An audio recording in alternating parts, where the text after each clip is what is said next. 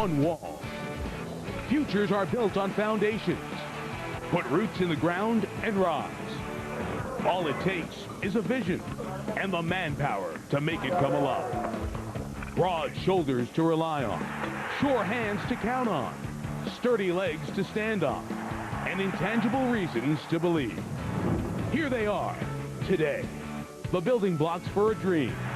These young men are the first steps, the foundations for the future of a team.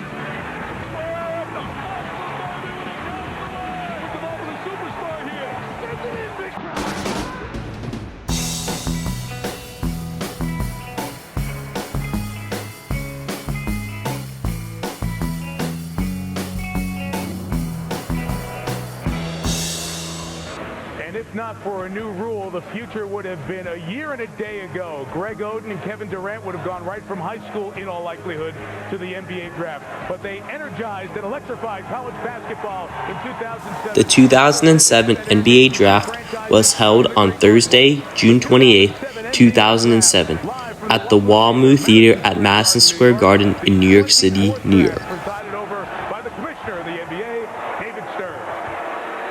Good evening, ladies and gentlemen, and welcome to the NBA draft at the Walmart Theater at Madison Square Garden in New York City, home of the New York Knicks and the Liberty.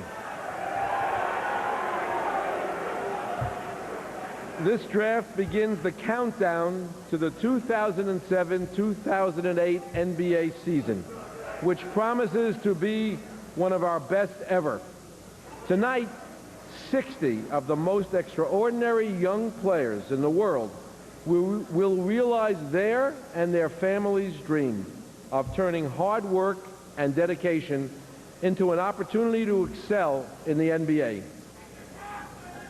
To our fans watching on ESPN and in over 200 countries, to those logging on to NBA.com around the world, and especially to our fans here tonight in person, thank you for joining us.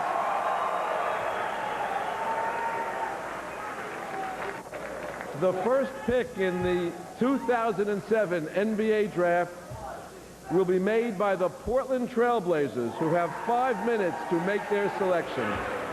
It is 5 minutes between selections in the first round, 2 minutes between selections in the second round. Greg Oden and Kevin Durant went up for... This draft has a star who is still playing in the NBA today, and that player is Kevin Durant. Stay tuned later in this video to see Kevin Durant being drafted in this draft. Kevin Durant has also been known as KD. Now the video will run on. At the end of the video, there will be a message for you all. Enjoy the video. The owner of this franchise. You see Kevin Pritchard's career resume as you watch the Trailblazers officially go through the process of getting on the phone and sending in the name. Kevin Pritchard has had a wonderful run here on up to the big seat in Portland, and on this day a year ago really changed the franchise with a half dozen trades, bringing in a whole new caliber of players, and now talking about bringing in a centerpiece, truly, Jay, in Greg Oden. And it's really the crowning achievement of changing the entire culture at Portland. And when you talk about high character guys, you're bringing in Greg Oden, who is the ultimate high character guy. And Kevin Pritchard came from San Antonio, where he worked as a scout and saw what Tim Duncan there. And Tim Duncan, one of the main reasons he's great is he's a superstar that allows himself to be coached. That's what Greg Oden will be when he gets to Portland. That will set up everything. He will be a great teammate, high character, and they'll win championships with him. Well, the thing I like about it is a young nucleus. You talk about having last year's Rookie of the Year, and Roy, all of a sudden, you add a big-time piece. In order to win in this league, you need a big-time post player.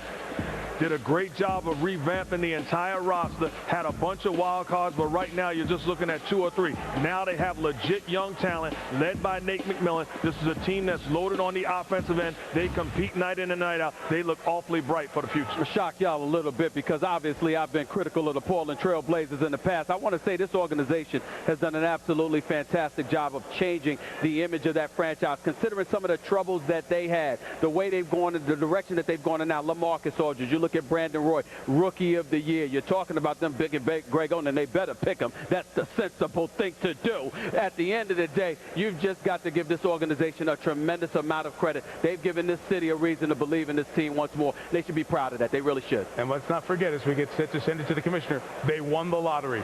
Should have been picking fourth, won the lottery to get the #1 pick and a chance to put a big building block in Trailblazers history with this #1 overall selection in the 2007 NBA draft.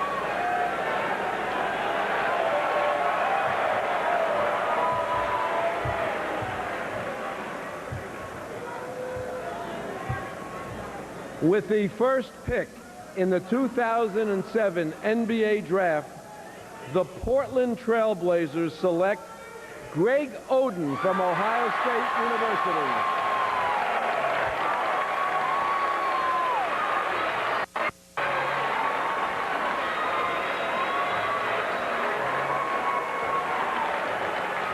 And even if you know that that moment is going to happen, you can only imagine, and very few know what it feels like to hear your name called as the first overall selection in the draft. His mom Zoe's there. You see Kevin Durant, who will likely be the next selection and follow Greg to the Northwest with the Seattle Sonics. This is the Big Ten Defensive Player of the Year.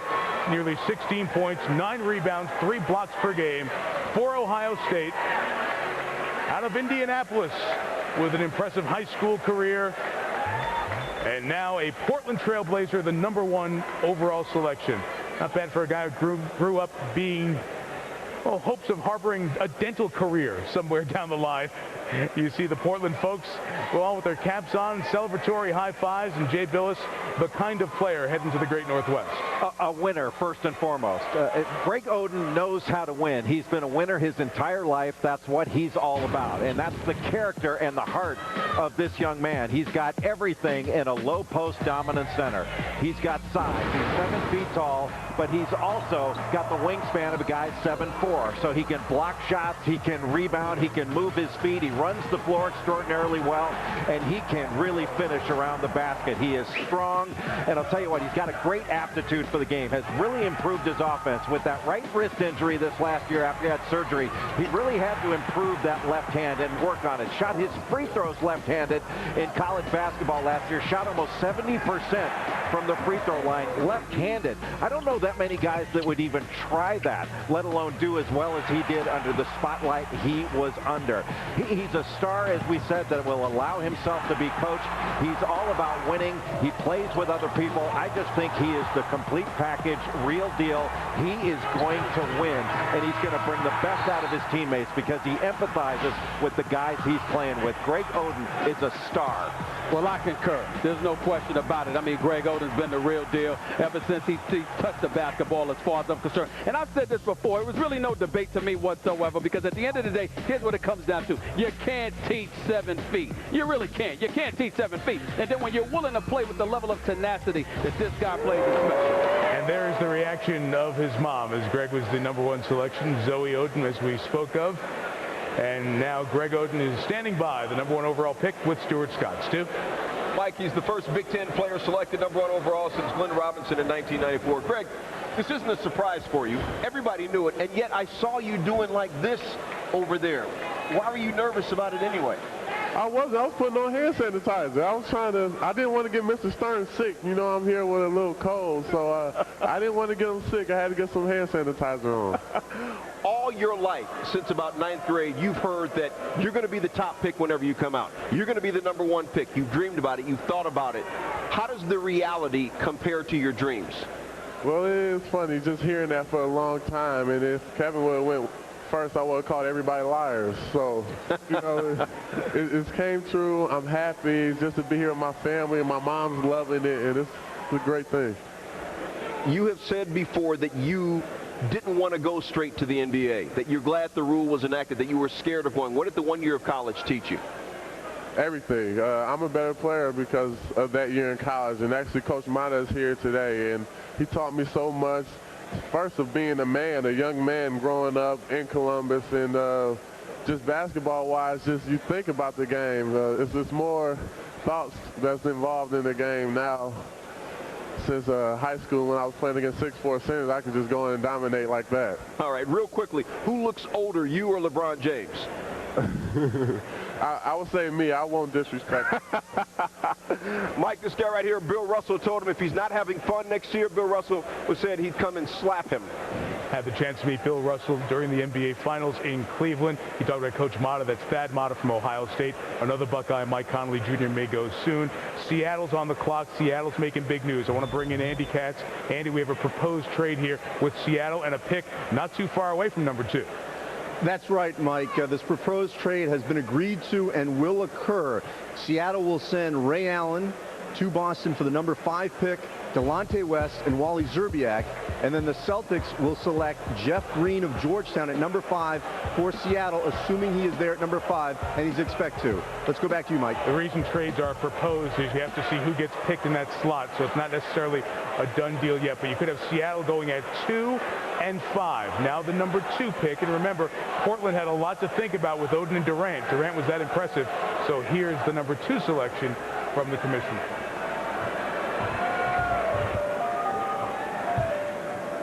With the 2nd pick in the 2007 NBA Draft, the Seattle Supersonics select Kevin Durant from the University of Texas.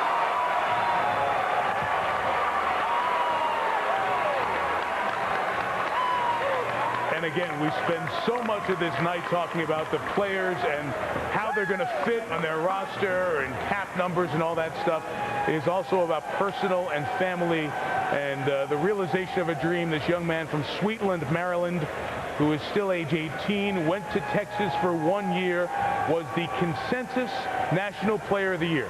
No freshman ever has been the consensus National Player of the Year. Swept all 7 Player of the Year awards. His grade point average that first semester at Texas, 3.5. So he did his work at school, even though he knew he was on his way to the NBA. And boy, did he work over the Big 12. And he is now the new building block for the Seattle Supersonics. And Lisa is standing by with a very happy relative. Yes, I am, Mike. Wanda Pratt, Kevin's mother. You knew this was coming. You knew his name was about to be called, and yet so much emotion. Why? I'm so proud of him. I'm sorry. I'm just really proud of him, and I'm happy for him.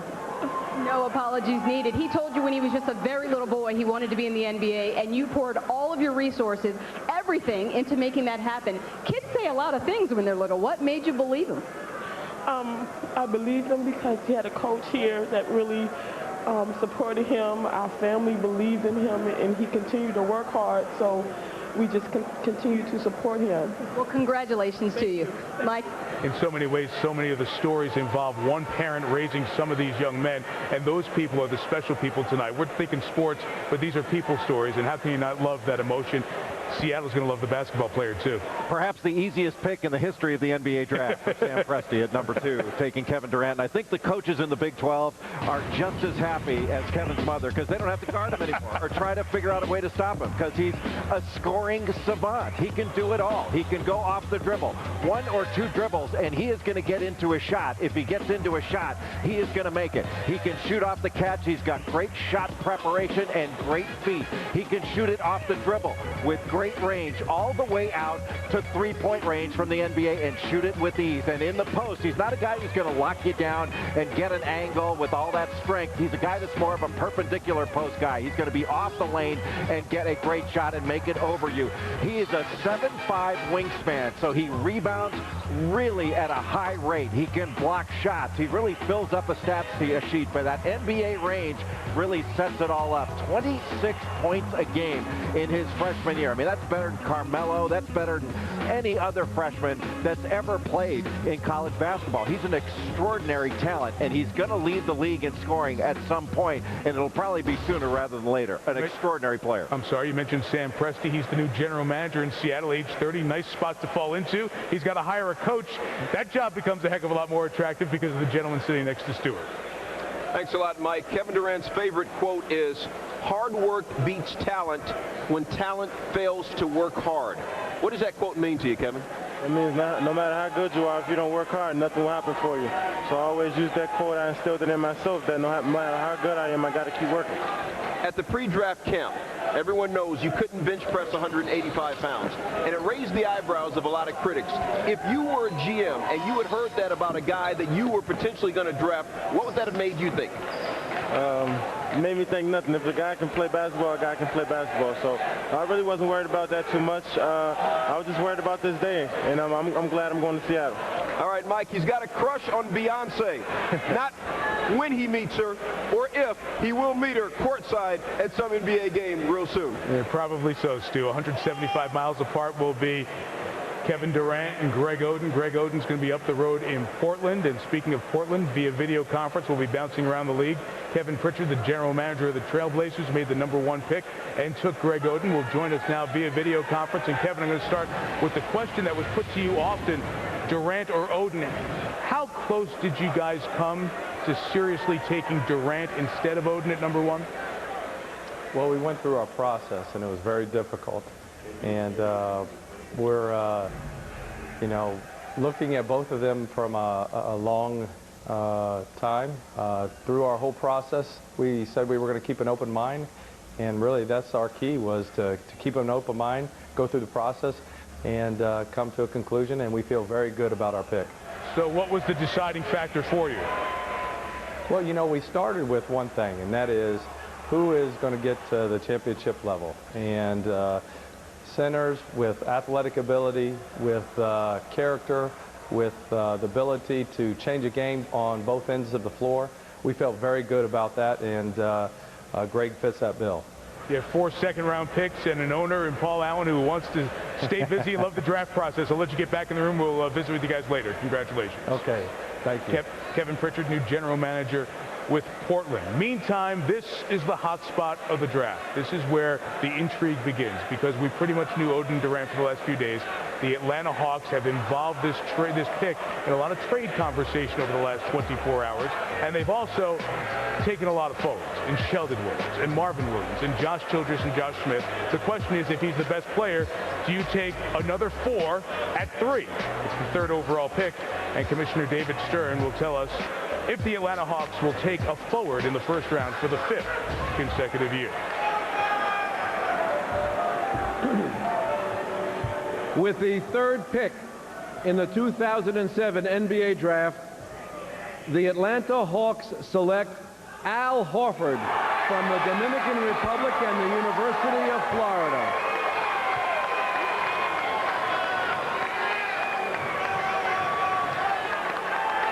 Horford's dad, Tito Horford, was selected by the Milwaukee Bucks in the 2nd round of '88.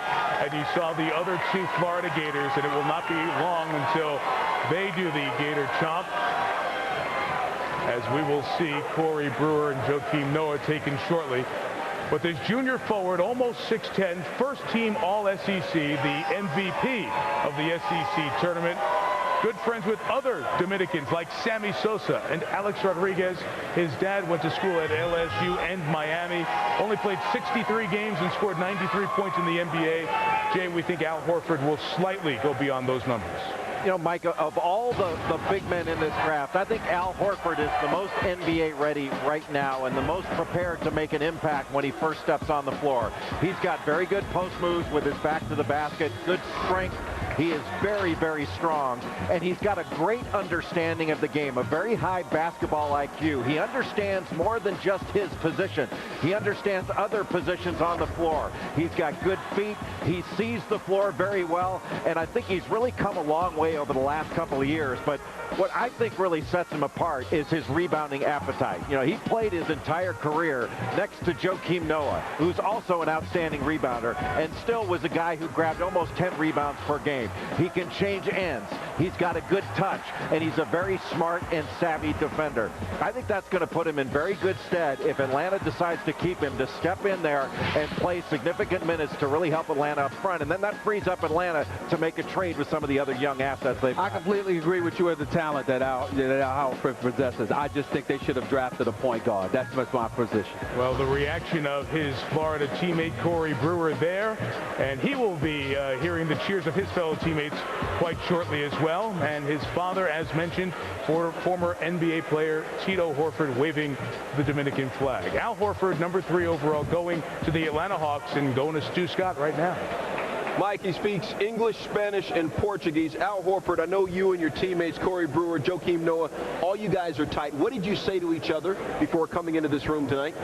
We're just really excited about the opportunity that we're getting to all 3 of us be here representing the University of Florida and our family. So it's just an honor for us. Your father, Tito, played in the NBA, but he only played in 63 games, and I know that disappointed him.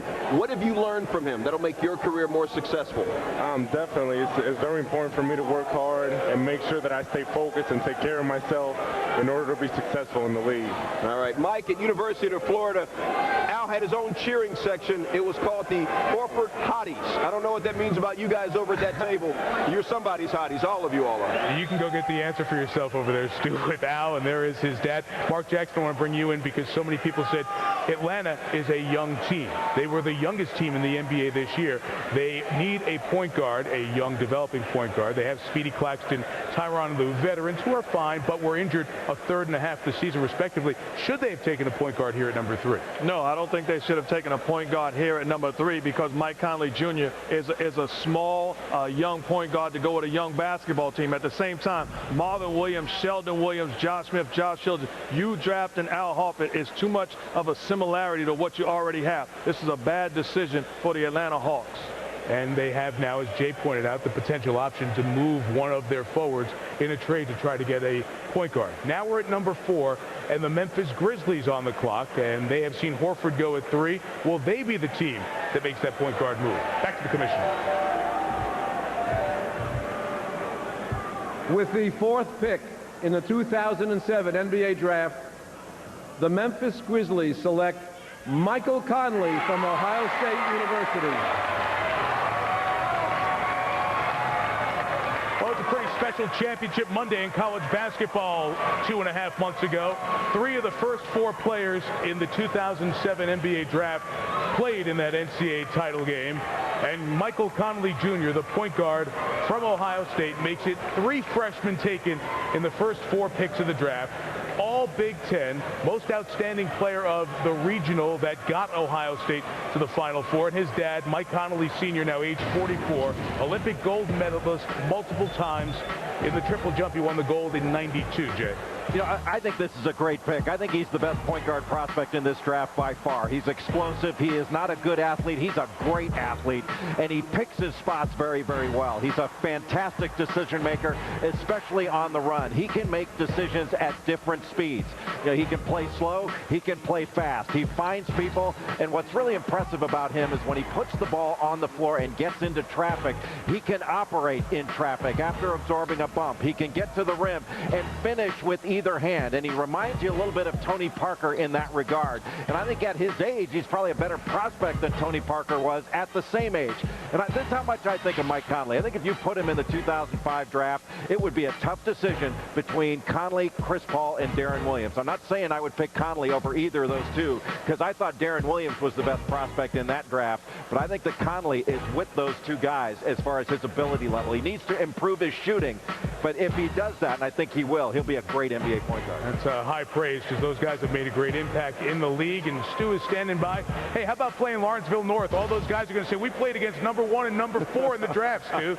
Hey, Mike, and not only that, first time since 1962, Ohio State has had multiple draft picks in the first round, and that year, Jerry Lucas, John Havlicek, both of them Hall of Famers, Mike Conley Jr., so big shoes to fill for you and Greg Oden. Why are you ready to direct an NBA team right now? I have a lot of confidence in my abilities. I've always had a great staff behind me with my mom, my dad, great coaches who've helped me develop into a man, and I'm able to handle whatever situation is thrown at me. You've done all this on the court with Greg Oden. You guys never lost a game at home in high school or college. How do you stand out now on your own? I think I'll be fine. You know, it was great playing with him. He definitely made me a better player. and we had great times together, but I know I can play by myself without him, and I have the confidence in myself to do whatever I want to do. Well, you get that confidence from your dad, an Olympic gold medalist in the triple jump, world record holder in the triple jump, and even after he retired, your dad showed he had ups, winning several celebrity slam dunk contests. He got some ups, Lisa. Lisa Salters now with the other Mike Conley. Impressive, Mr. Conley. Very impressive. Now, you are a sports celebrity in your own right. Mike Jr. said that for a long time he was always referred to as Mike Sr.'s son. When did you start being referred to as Mike Jr.'s dad? Oh, about 2 years ago, I officially became the father of Mike Conley, and but I'm proud to be that. Now, you represent Greg Oden and Mike Jr. You haven't been an agent before. What makes you the right guy for that job? Well, they can trust me, and I think that's the main thing. I trust them and the kind of character they have, and they trust me. And we went this far together, and we can go a lot further together, too. Well, thank you very much, and good luck to you. Thank you. Mike? Last time, same high school, had two guys taken the top 10. 79, Los Angeles' Verbum High School. David Greenwood was the number 2 pick by the Bulls, and Roy Hamilton was the number 10 pick by the Pistons. Roy, who went on to a very good career as a television producer, my television producer, says now go to Andy Katz because Boston slot and Seattle picking. Andy, get us updated on the proposed trade. Well, I can tell you, Mike, confirmed from both franchises that the deal has been agreed to, that Seattle will send Ray Allen to Boston for this number 5 pick. Delonte West and Wally Szczerbiak, and with this number 5 pick, the Celtics have been told to select Jeff Green of Georgetown. This has been agreed to by both franchises. Mike? And Andy, the last time one team had 2 top 5 picks in the same draft, you go back to the Bulls of 2001, when in the top 5 they took Eddie Curry and Tyson Chandler. The hope in Seattle is that this 2 selections in the first top 5 will work out a little bit better. Here's David. With the 5th pick in the 2007 NBA draft, the Boston Celtics select Jeff Green from Georgetown University. And just to be clear for you at home, since this trade was not made by 2 o'clock Eastern time here on draft night, it has to be selected by the team owning its rights, and then the NBA will get on a call with both teams to make sure that all the trade numbers work out successfully. Jeff Green, Big East Player of the Year, had a very good Big East tournament right upstairs at Madison Square Garden, scoring 14 points a game, leading Georgetown. His dad, Jeff Green Sr., was an all-league basketball player at a vocational school, but academics kept him from getting to college. His son got to college, and now, although drafted by Boston, you see the emotion of his mom there, he will go to the Seattle Sonics. Let's talk about Jeff Green, the player. You saw a lot of him doing Big Monday, Jeff. Jeff Green is an absolute gem of a player. He's 6'9". He's got size. He's got versatility. He's not a good passer. He's a great passer. He makes the extra pass, understands how to play with other people. He can handle the ball. He sees the floor very effectively and can play facing up or with his back to the basket. And he's a very good shooter. He's a guy that can knock down shots. I think one of the interesting things about the question marks you hear about Jeff Green is he assertive enough? Is he a warrior, a guy who can take over? I think he is, and I think he can be. He played within a team system, but he's a guy that can put up big numbers, and I've seen him do it not only in college, but in situations outside college. I think he's a terrific prospect, terrific player. What do you guys think what Seattle's done here? Because Seattle would have Green and Durant on the team together here. Well, they're clearly moving in a different direction, trying to go younger and rebuild, and certainly with Kevin Durant and Jeff Green, you got to respect what they're doing. It's extremely impressive. They've got a young nucleus that they can build around for many years. We know that Jeff Green was exceptionally coached by John Thompson III. We know what he's bringing to the table, so you've got to be happy with that. I wonder what Boston is doing, but we don't have time to get into that right now. I'm sure we'll find it later. Not yet, and that is his mom, Felicia, emotional. Obviously, they're handed the Celtics hat, but the proposed trade that both sides have confirmed is that Jeff Green will be a Seattle Sonic, and he's standing by now with Stu. Nicknamed the Predator and the Green Monster. Green Monster. From our reports, don't get used to that green on top of your head, but you will be wearing another green. When you think about the idea of playing with Kevin Durant, what kind of dreams do you have? A lot. You know, we can accomplish a lot, you know, with this team. You know, we have a couple of young guys who can get it done, so it's going to be fun playing with them. Some of your critics have said that at times you become too much of a passer and you become too passive. They look to the 5 shots that you took in the Final Four loss. How do you change that perception and prove that you can be there an entire 82 games? Well, that was a learning experience. 82 games is a lot of games. You have a lot of time to recuperate. That's one thing I'm good at. I can bounce back very fast. Playing with Kevin Durant now, and the young guys in Seattle, I can still pass. I don't have to take a lot of shots. KD is going to be there to take a lot of shots. So, I'm going to just have fun. You like Starbucks, right? Yeah. You're going to have to. Mikey's only the 2nd Georgetown player in the last 10 years to go in the top 10. There are a couple of Starbucks there, but Howard Schultz, the Starbucks owner, sold the team to Clay Bennett. We're not sure of its future in Seattle. What about the future of E? Where will the Chinese star go? More on that when the draft continues after this.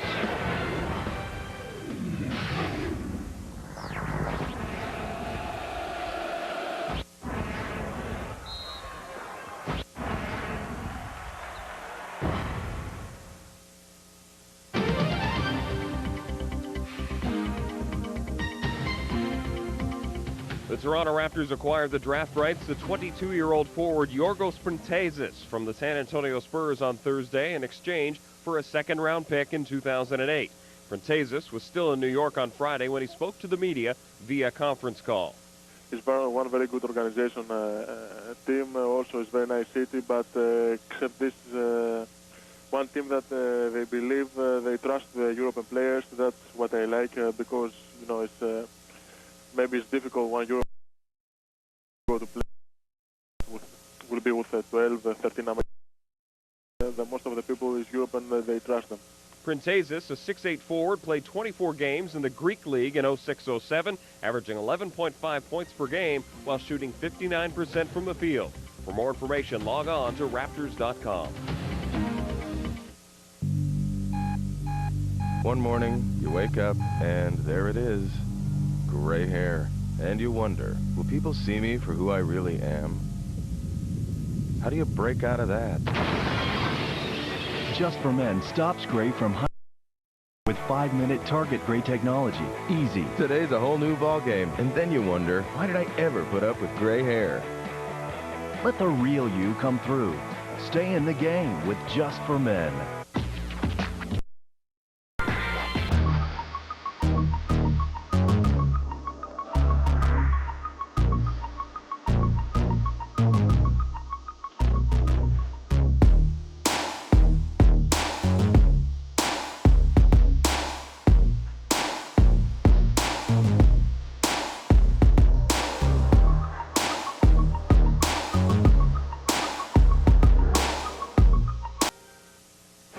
With the Milwaukee Bucks on the clock, the 6th overall pick of the NBA draft, 2007 NBA draft. Let's get you caught up here with a draft track as we come across the top of the hour. 8 in the East, 5 in the West. If you're just coming home, no surprise, Greg Oden going number 1 to Portland, and right after that, Kevin Durant number 2 to Seattle. So the as expected part of the draft went pretty much to form. Then the question mark was the hot spot at 3. That was Atlanta, and they took Al Horford. And then one of the big stories is the trade involving that number 5 pick with Ray Allen going to Boston and Jeff Green from Georgetown taken by Seattle with the 5th overall pick. So as I said, we are now at pick 6. It belongs to the Milwaukee Bucks. And here's Commissioner David Stern with the announcement of what the Bucks are going to do.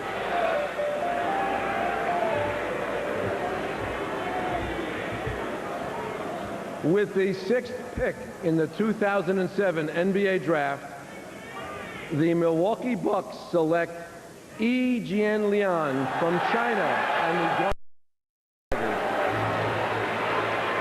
There are several fans from China here to see Yi's selection being broadcast live in China. CCTV, the national television carrier of the NBA in China, and the national television, for that matter, for the entire country, a country of 1.3 billion people, carrying this event live.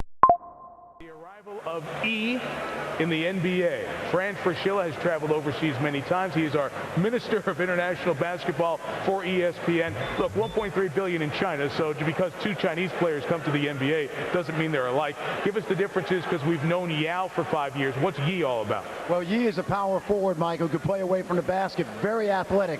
Yao's the old school. Yi is new school. He's hip-hop. He's 50 Cent.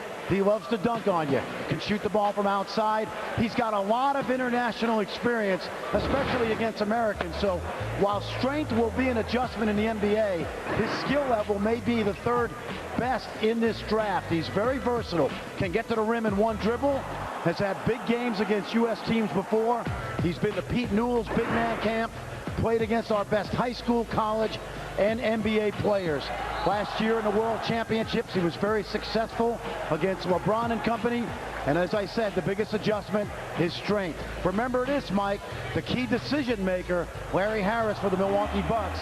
His father, Del Harris, coached Yi in 2004 on the Chinese Olympic team. That's right. Yi playing his basketball, those championship teams in the CBA, the Chinese Basketball Association, for the Guangdong Tigers. Guangdong is on the south coast of China, population 82 million in that province. So that is the basketball with E. Fran, in terms of international players, will we hear more from international players as the night goes on? It's a quiet year, Mike, compared to the last few years. There may be 4, there may be 7 first-round picks, but the future of international basketball in the next couple of years is outstanding. This year, it's not going to be what we've seen the last few years. Yeah, the last couple of years, 6 international players taken in the first round. Last year, 7 the year before, 9 in that big draft of 03. So Fran will be watching that. When an international player gets taken, we'll bring in Fran. Right now to Andy Katz, who's been monitoring the East situation with Milwaukee here for the last 48 hours. Andy, this isn't exactly the perfect fit. Well, it actually is for Milwaukee, not for E's representation, because they tried to prevent Milwaukee from watching him in Los Angeles, which they were able to accomplish. But I just spoke with the Bucks organization. They plan on keeping Yi. They think he's a huge piece of their puzzle to get into the playoffs. And the major thing here is that it went up the flagpole with the Bucks. They confirmed it with the NBA that they want to keep him in Milwaukee.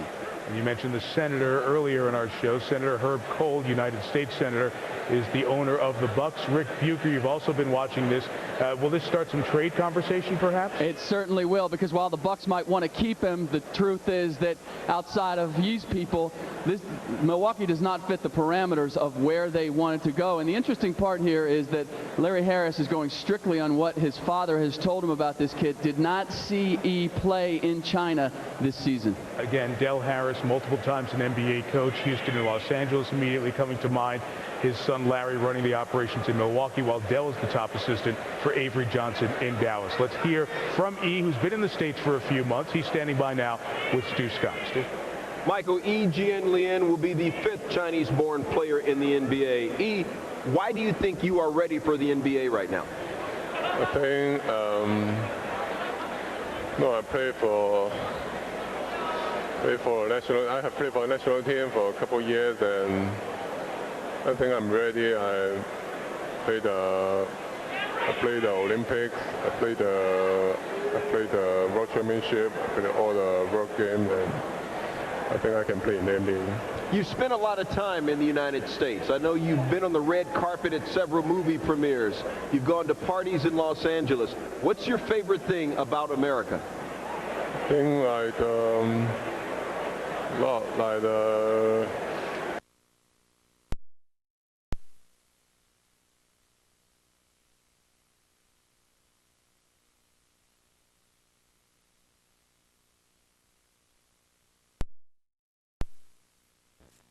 I like LA, the weather, the people, and Mike, he also wears Sean John gear, so America's it. He has been Americanized. China has long been described as an emerging market from a financial standpoint, as my friends at CNBC now say it's an emerging superpower, no longer an emerging market, but there is financial considerations wherever he goes. And that's why Rick and Andy were talking about, Mark, the potential of this may not be the best of the entire business aspect of it. So what do you think about what Larry Harris did? Well, I like the move. The reason why is because basically in a good old they called the bluff of E and his representation. They said, hey, we're going to take the best player available, and we're going to keep them. If not keep them, but they have a prize. Now they have a piece where they can have conversation as far as making movements. But call a bluff, take the best guy available, and don't be moved off him. I completely agree with you. Who cares what the representatives say? The reality of the situation is you've got a structure in place. This is the way it goes, and you've got to comply with the system unless you're able to circumvent around it, which he may or may not be able to do. But I do have a question, and I need you guys' help with some of that, with this. That Larry Harris, he didn't see the guy at all. His father saw it. His father works for the Dallas Mavericks. He doesn't work for the Milwaukee Bucks. I don't like that part of it, because if it doesn't work, then guess what? I don't have any authority over his father. I've got authority over him, and if I'm Herb Cole, I'm going to look at that situation. And we're talking about Larry Harris. I like him. I'm very fond of him as a GM. But my goodness, you need to see it yourself. I think Larry's people have seen. Okay, well, I'm just saying, based on the report.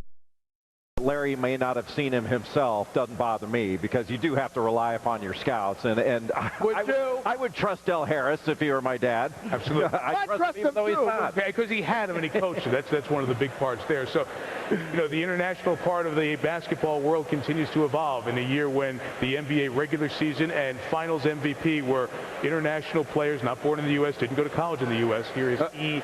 Jianlian. Now, guys, we have the Minnesota Timberwolves on the clock, and they've been the story of this draft week after missing the postseason for the third straight year. Remember, they went 7 years without getting in. 7 years in a row, lost in the first round, lost in the West Finals. Now these 3 years in a row that led to Randy Whitman taking over as the head coach.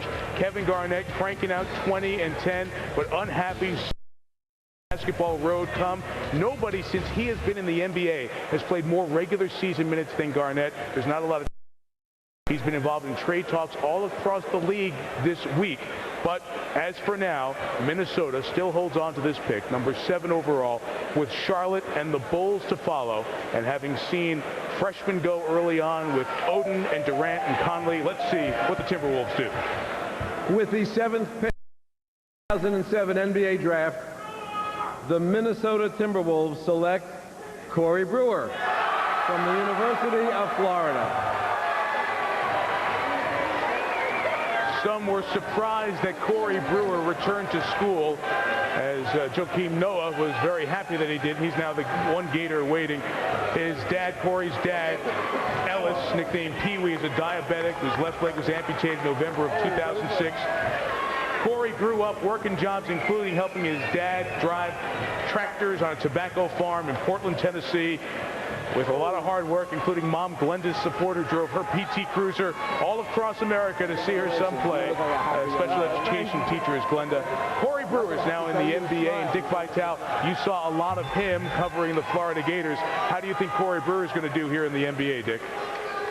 Well, you know, Mike, he's Mr. Versatility. He's multi-dimensional. He can really guard people. He's got to improve his range as a shooter and his handle. I think right now, guys, listening to the early picks in the draft, certainly Seattle and Sam Presti hit a home run. I hear you guys telling me Michael Conley's like Tony Parker. He may have his handle, but he doesn't have Eva Longoria, man. I'll tell you that. I think Seattle outfoxed Boston big time, and I think that's been the early story of the draft. Brewer will be a solid player. He has to improve his range as a shooter. And Corey Brewer has an impact in so many different facets of the game. And as you see, strength is something he must improve, but he can put the defensive clamps on people, all SEC, and the most outstanding player of that 2007 Final Four. And now standing by with Stuart Scott Stu, 4 of the first 7 players taken played in that championship Monday Ohio State-Florida game.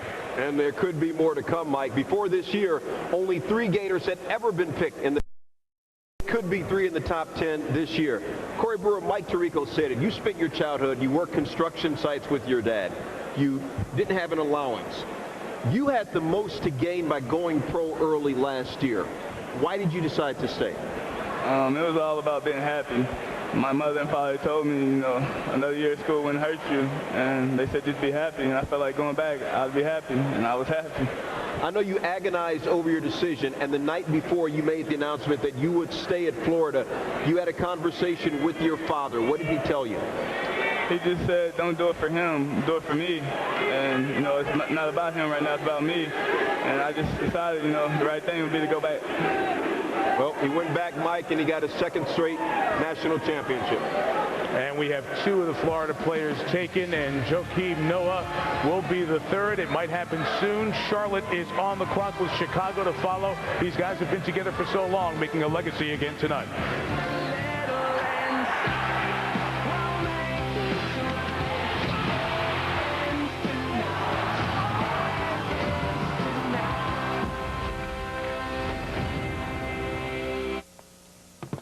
I'm here to return my rental. Could someone give me a ride home?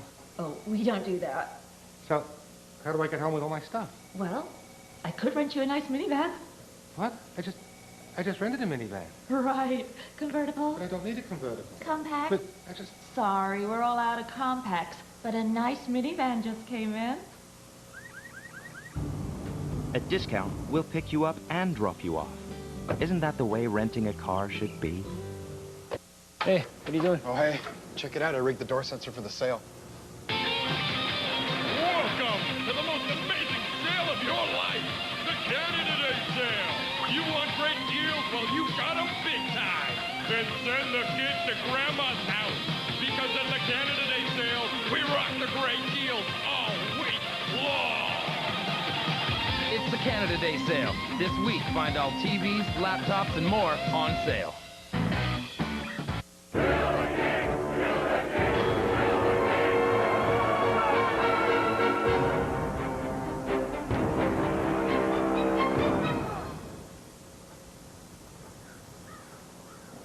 All right, is this really about Eddie here using all your tax money to build a hot tub, or is everyone just feeling a little down because they're hungry? Packed with peanuts, Snickers really satisfies.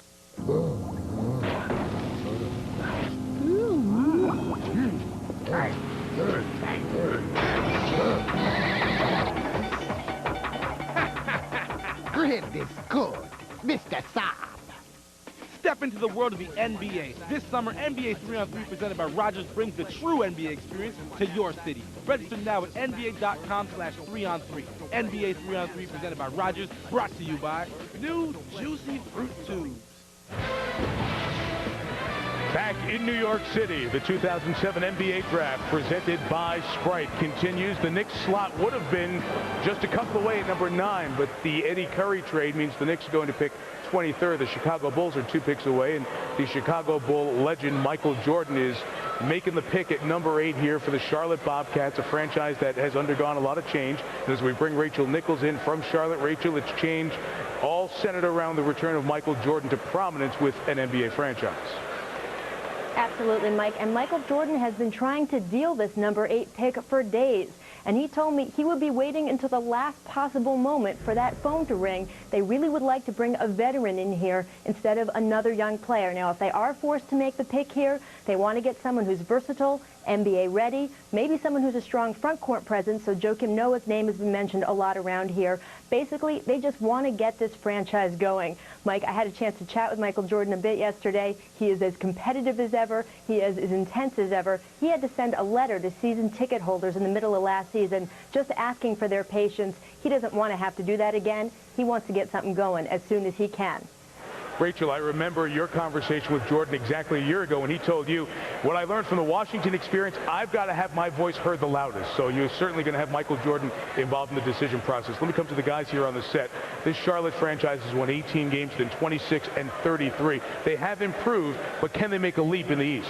I think what they need to do right now is look for front court help. You have solid backcourt play in Felton. You also have Carroll. You have Morrison. You need to match up someone with Emeka Okafor on the down low to make things work in the paint. But this is a team that needs big help. And you mentioned Raymond Felton was their first-round pick in 2005, and last year their first-round pick was Adam Morrison. Now let's see what the 2007 selection will be with the commissioner. With the 8th pick in the 2007 NBA Draft, the Charlotte Bobcats select Brandon Wright from the University of North Carolina. 6'10" and rail thin, but second-team All-ACC. Here is another freshman who comes in to the NBA draft. And hey, Why not? Just bring all the Carolina people into Charlotte. Michael Jordan is there, of course. You have Sean May, Raymond Felton, and now Brandon Wright, the forward. But, you know, Mike, I don't think that has anything to do with North Carolina or the North Carolina ties. Michael Jordan should have worn a mask when he made this pick, because I think this is a steal here at number 8. I had Brandon Wright ranked as the 4th best overall prospect in this draft. I think he's outstanding. You may have to wait a little while on him because he does have to get stronger. He does have to improve his shooting a bit. But I'll tell you what, I had the same questions about Chris Bosh when he came out that I may have about Brandon Wright. But he's an extraordinary athlete. He just swoops in and makes plays with that extraordinarily long wingspan. And I think one of the things that sets him apart, he's 18 years old. He's got a right and left-handed jump hook. He plays above the rim. I think anywhere below number 6, this guy is a steal. It's going to take him a little bit of time to figure it out, and I do think that shot needs some work. But he makes plays, and he's athletic. He runs the floor like a deer. I like the pick a lot, especially at number 8. The boy's got skills. It's just that simple. He's loaded with skills. I like the pick from a talent perspective, but when I think about the Charlotte Bobcats, I love Brandon Wright in there. I like Raymond Felton. I'm a fan of those guys. But I still have one question mark. With all the things that you pointed out and everything like that, it comes down to your willingness to spend some money, to put some guys, some veterans around these young guys to help cultivate them and let them grow. That's the question about Charlotte. We know that Brandon Wright can play. We know this. What you going to have around him, that remains to be seen, and it remains to be seen if Bob Johnson's going to spend some money. Well, Michael Jordan, who is the managing member of basketball operations within the ownership group, has brought in some people who he has become familiar with, and Fred Whitfield, the team president, Rod Higgins, the general manager, Buzz Peterson, his old Carolina roommate, Sam Vincent, the head coach, and Phil Ford, an assistant coach on this team from North Carolina, and add to the Tar Heel Alumni Club in Charlotte, Sean May, Raymond Felton, and Stuart Scott standing by with Brandon Wright. Whole lot of Tar Heels there, Mike. 6'10" with a 7'5" wingspan, and maybe the distinction of being the only player drafted tonight whose boss could probably take him in a one-on-one game. I'm just throwing it out there, Brandon Wright. I don't think Jordan wants any right now. Oh, okay. Look, one of your criticisms has been when you got to the pre-draft camp, you were only 200 pounds and you could only bench 185 pounds twice. How do you bulk up quick enough to play next season against all that banging? Oh, I'm going to be ready, man. This league's about competing, and, I'm going to go out there, do the best I can, and I'll definitely be ready by next year. Trust me. Only 2 North Carolina players have ever left after 1 year. Marvin Williams was the other one a couple of years back. I know he has mentored you some. What's the best thing he's told you about coming into the league after just 1 year? I mean, the thing he says is it's a long season. You got to take care of yourself. You got to eat right. You got to get a lot of sleep, and just it's going to be a grind. All right. Hey, Mike, 15 North Carolina players have left school early. The average position that they've been selected in the NBA draft is right where Brandon was selected tonight, number 8. And that's the most players from any school, Stu. Michael Jordan was one of those, and now Michael Jordan's old franchise, the Chicago Bulls, will pick. They're the only playoff team in the lottery because of the end of the Eddie Curry trade. When Eddie Curry, who had a very good season for the Knicks right upstairs at Madison Square Garden, but not good enough when you look at the way the rest of the trade. You see the first-round pick in 06, which turned into Tyrus Thomas on draft day, and the right to swap draft picks here in 2007 at 9 and 23, and plus second-round picks later on in this draft and in 2 years. And Chicago Bull fans are being very nice, rubbing it in for Isaiah Thomas, the president of the Knicks, and John Paxson, who is making the decisions for the Chicago Bulls, and will make this pick Spike Lee, the most famous of Knicks fans of this generation, replace Woody Allen in that title. Of course, Woody's still around at the Garden. We'll see Spike later on with the Knicks pick at 23 overall. The Bulls, all the conversation leading up to the trade deadline was a low post player away from getting all the way. They had a good run in the playoffs, swept Miami, knocked out in the second round by Detroit. Where do you see Chicago here at number 9, Stephen? Well, it's hard to pick. I mean, obviously, you heard talks about them looking for post presence, possibly interested in taking Zach Randolph and the $61 million left on his contract from Portland. You look at a lot of these guys, and you just say to yourself, you got Tyus Thomas, you got Benny Wallace, Kirk Heinrich looked a little bit tired at times, you got Ben Gordon, Luau Deng, you might be losing No Shioni. You look at all of these guys right now. Paxson has done a fabulous job of building this team. There is no question about that, but it's hard to decipher what direction they may go, and you know they need a post presence. I don't know if there's anybody in the draft, maybe outside of Spencer Hawes, or somebody that you can look at and say, well, you know what, this guy can get it done for me. Maybe somebody active like Al Thornton. Spencer Hawes is a center out of Washington. They've got a lot of good parts that would help people and entice a move, whether it's tonight or down the line. Well, they got a lot of great parts. This is a team that's been well put together. When you look at John Paxson and the job that he has been able to do, the thing he doesn't do in drafts is gamble. He takes proven guys. This is a team that needs a post presence. They have everything else across the board. They look awfully bright for a long time to come. I mean, LaMarcus Aldridge was taken, and then it became Tyrese Thomas via trade. Thabo Sefolosha, the 13th pick last year, he became a big guard in their defensive rotation, their fourth guard last year. And, Stephen, you made some good points on the players they have to make decisions on. P.J. Brown is an unrestricted free agent. He played well as a veteran presence at the 4th spot for them. And Luol Deng and Ben Gordon need to have their contracts extended here, coming up with 1 year left on them. So they have some decisions to make in the long term. So let's see who they're going to add in terms of a piece here. At number 9 overall in the draft, as Commissioner David Stern will tell us, who will go to the 50 win from 2007 Chicago Bulls. 49 wins, excuse me. With the 9th pick in the 2007 NBA draft, the Chicago Bulls draft Joakim Noah from the University of Florida.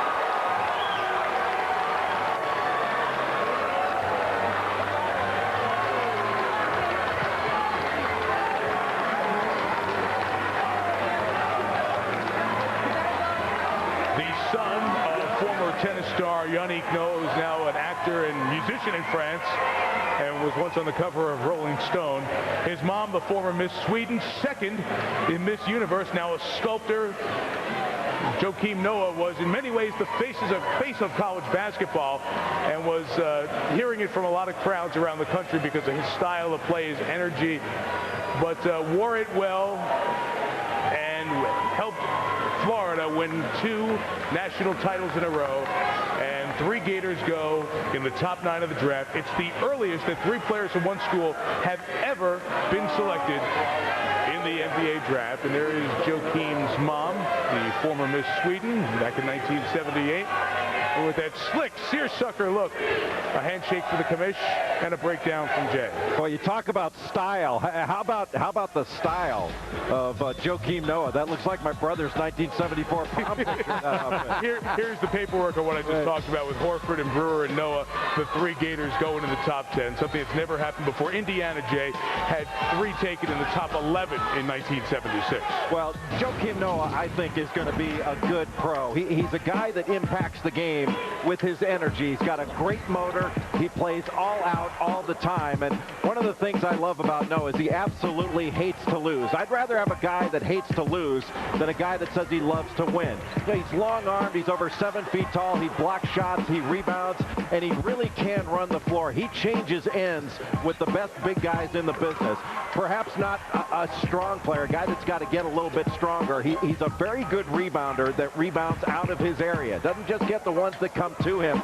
He's a high-volume rebounder, and he rebounded every game with Al Horford, who's a great rebounder. Now, the problem with Joakim Noah, I don't think his offense is anywhere close to being NBA ready. He doesn't have good form on that shot. He does make it when he's wide open, and he knocks down free throws, but I think he's got a long way to go offensively before he can score in the NBA. But his motor, I think, makes up for that in large degree. You also have a player in Chicago in Ben Wallace who doesn't look for his offense a lot as well. So you talk about those pieces together, and in our pre-show, Lisa Salters talked about Joakim's grandfather who made the trip over to America for the first time in 3 decades. For this special night, Noah standing by now with Stuart Scott. Wow. Mike, Joakim just said, wow. What does wow mean? That was the longest hour of my life, but wow, it felt so good. It feels so good right now. I feel so fortunate and so blessed. And I just want to say thank you to Mr. Green. He couldn't sit at the table with me, but I just want to thank Mr. Green, who's been my mentor. And I love you to death, Mr. Green. How does this feeling right now compare to the feeling of winning 2 national championships? Oh, I mean, this is just, it's completely different because it's out of your control. I mean, you're nervous in the national championship, but you know you could get out there and play basketball. During the draft, you have no idea what's going to happen.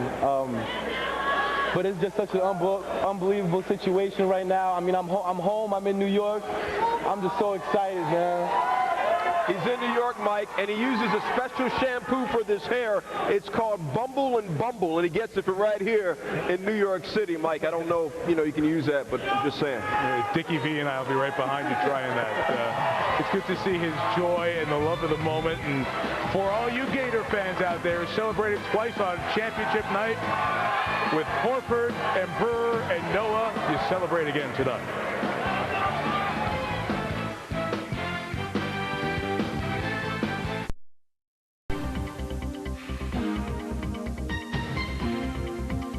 The Toronto Raptors acquired the draft rights to 22-year-old forward Yorgos Printezis from the San Antonio Spurs on Thursday in exchange for a second-round pick in 2008. Printezis was still in New York on Friday when he spoke to the media via conference call. It's one very good organization. Team also is very nice city, but except this one team that they believe they trust the European players. That's what I like because it's.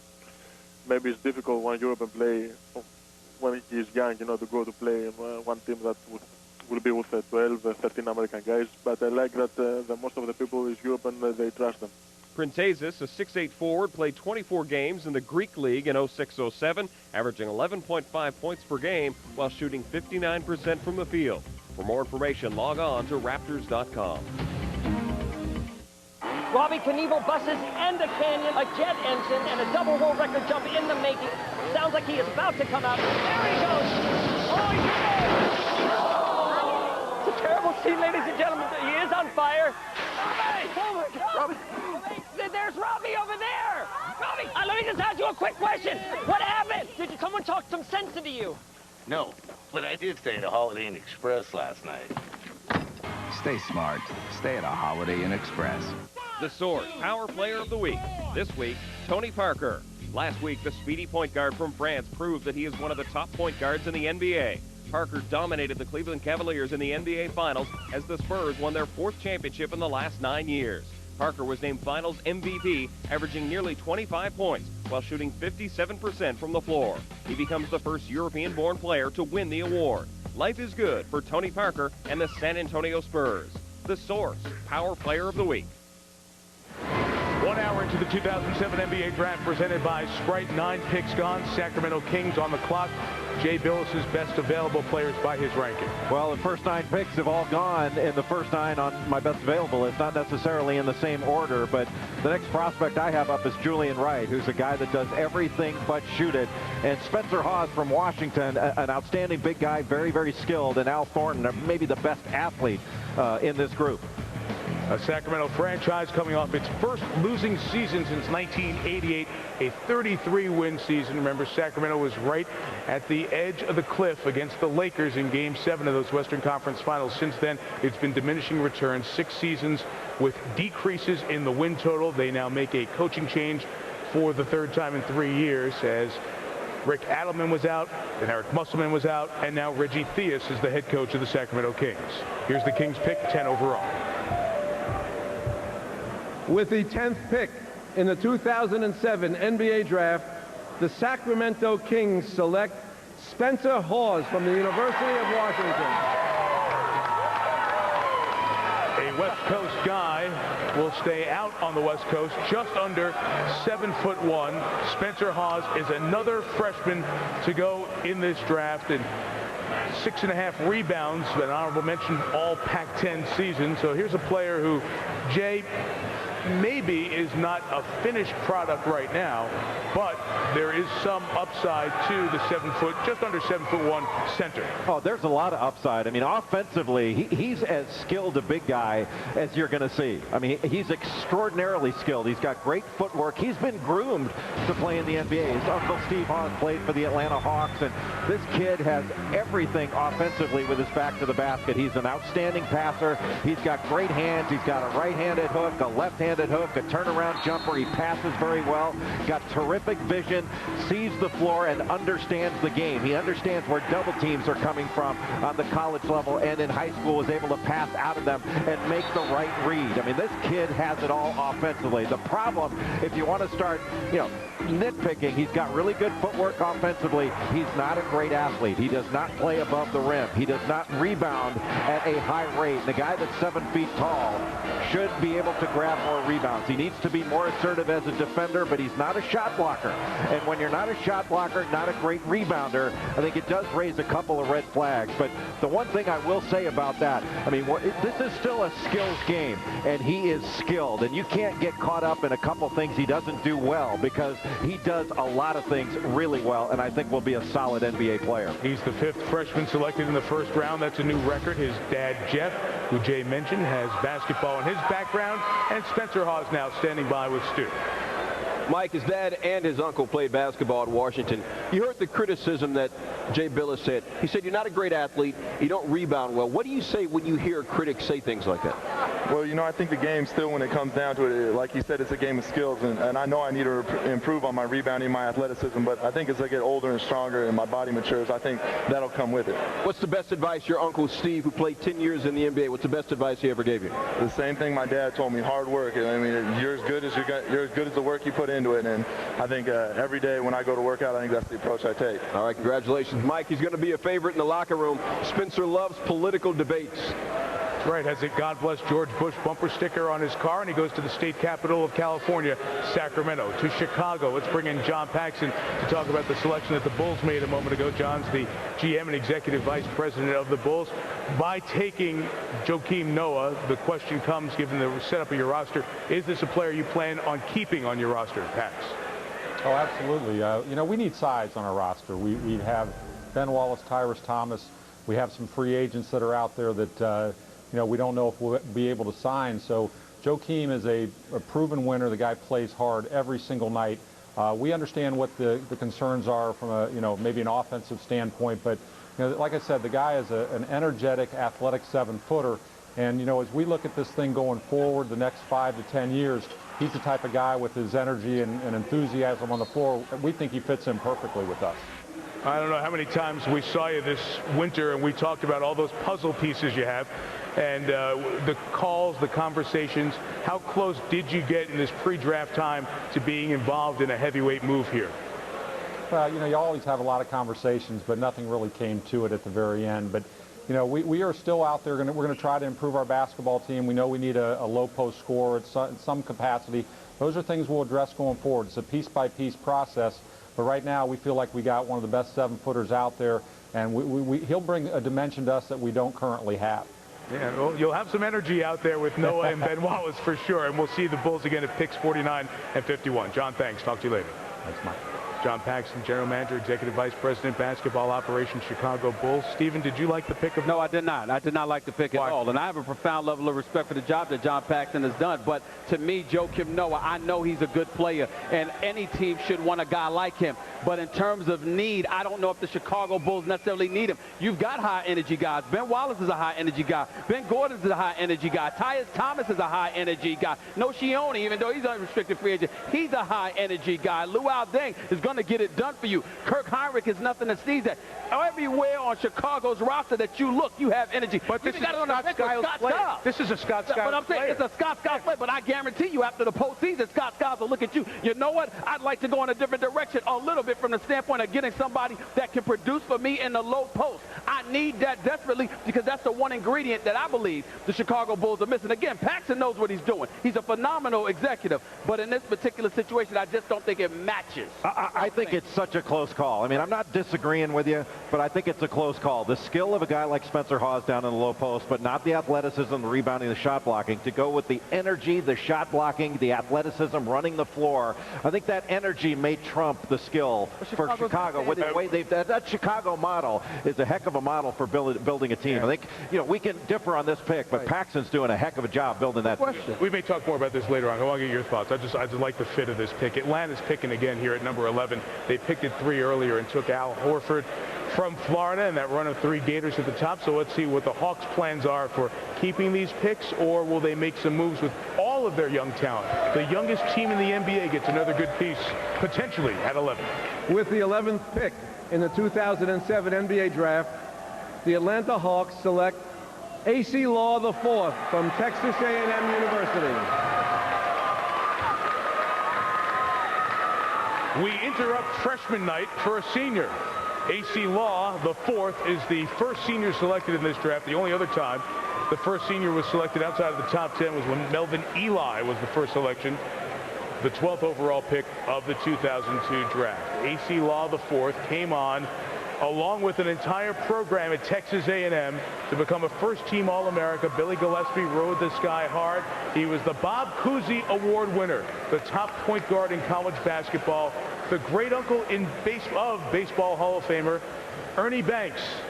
Ernie said, let's play 2. We got A.C. IV going to Atlanta. Your thoughts? You know, Mike, he's a lefty combo guard that has the ability to play the point. I don't think he's a natural point guard, but he can play it. He can create space. He can make contested shots. He's got shot-making ability, although he's not a great shooter. His freshman year, he only shot 20% from 3. He really increased that toward his senior year, where he shot 46%. I don't think he's a great shooter, but he can make shots. And in the last 4 minutes of games, he is absolutely clutch. Now, he doesn't blow by people. He does it with kind of his shake and his understanding of the game. The shooting's his biggest question mark. The other question mark I would have about A.C. Law is his ability to defend. You know, can he stay in front of really quick guards? He doesn't get a lot of steals. He doesn't get a lot of deflections. He's not a sort of a perimeter shot blocker that can really bother a shot and defend in that manner. But he is a terrific, smart player that is mature, and he's ready to play right away.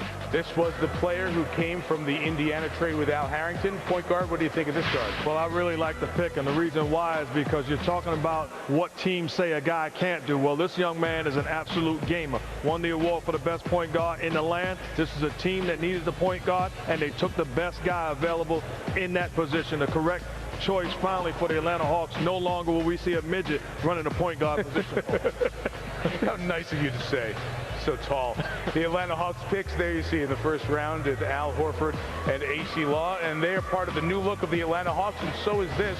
These are the new Atlanta Hawks jerseys. They've changed the colors. If you look in the back, the Hawk up here is a little meaner looking. So, Stu, let's model this on A.C. Law at Texas A&M. It always looks better in HD, Mike. You know, we talk about all the freshmen. Now we have a senior, but AC, we got to go back to your freshman year. Texas A&M went 0-17 in the conference that year. No wins in conference play. How did you get from that to right here? Perseverance. I mean, I have a great set of parents. I mean, they always support me through all the tough times we've been through. And I was fortunate enough to play for one of the best college basketball coaches in America, and Coach Gillispie. And he came in with a winning attitude, and we changed our mindset, and we was able to turn the program around. When you were a young kid playing basketball, you weren't allowed to shoot till you were about 9 or 10 years old. I mean, you spent from 5 to 10 just dribbling, just passing, not shooting. How did that shape you? It just taught me how to just focus on one thing and to develop a work ethic. I mean, my dad, when he was a kid, he wanted me to develop the fundamentals of the game, and he made that rule, and he stuck with it. And it was tough, but it got me to this point today.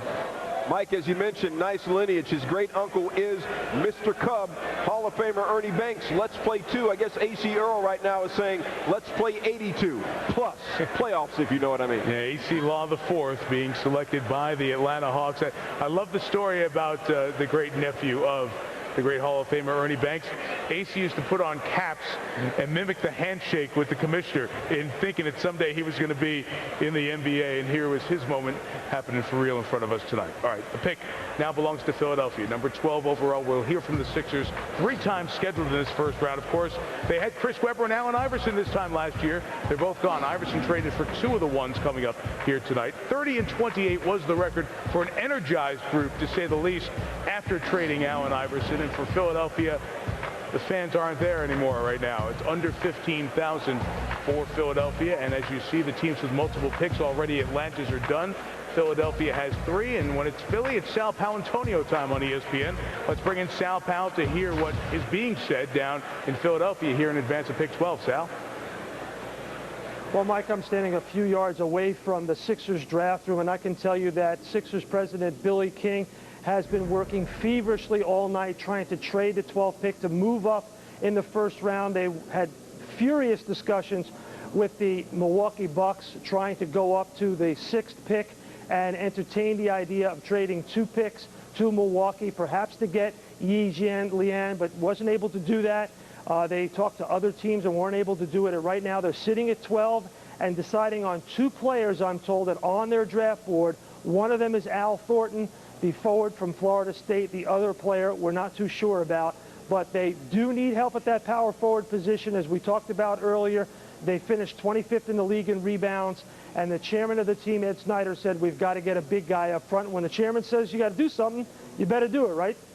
Like in December when the chairman told Lisa Salters in a Friday night ESPN game, we're going to trade Allen Iverson, and a week and a half later, Iverson was moved to Denver. Stephen A., it's one of the places you hang your hat and call home. Give me a little feel about where the Sixers are here before. Well, they certainly believe that they need size. The chairman, Ed Snyder, says this is Billy King's call, despite the fact that Larry Brown is there as the executive VP. There's no question about it. It is Billy King's call, and he knows what he needs to do. He needs to get some size. He needs to get some help for Andre Iguodala, and obviously he's on watch. Everybody knows that Mo Cheeks can coach. He's proven more and more. He's getting better and better with each passing season. A lot of people are looking at Billy King. This is the first draft that he's had where he gets the opportunity to build this team in his image, because a lot of times in the past, everybody was looking at the fact that Allen Iverson was on that roster, and they're saying as great as he was, as a mercurial talent as he was, the reality is building a team around him appeared to be very difficult for the Billy King. But what was that? Now they're saying it's going to be different. We'll see. What was that 30 and 28? Was it fool's gold? Was it the very poor East, or was it good players? To me, and I'm on the record for saying this, I think it was fool's gold. I think a lot of people walked into Philadelphia,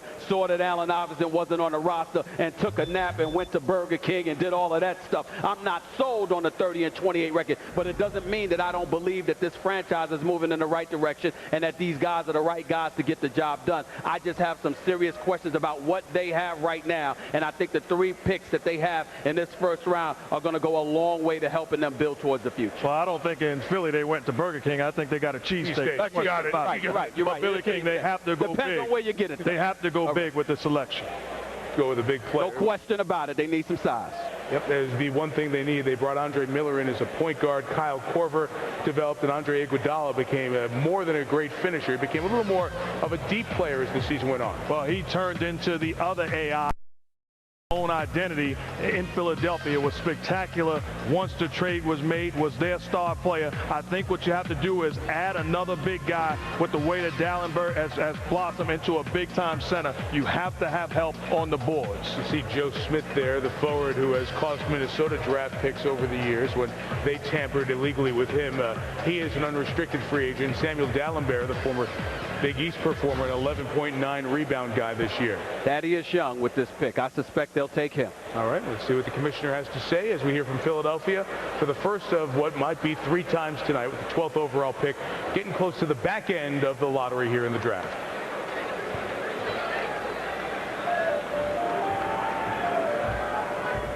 With the 12th pick in the 2007 NBA draft, the Philadelphia 76ers select Thaddeus Young from Georgia Tech.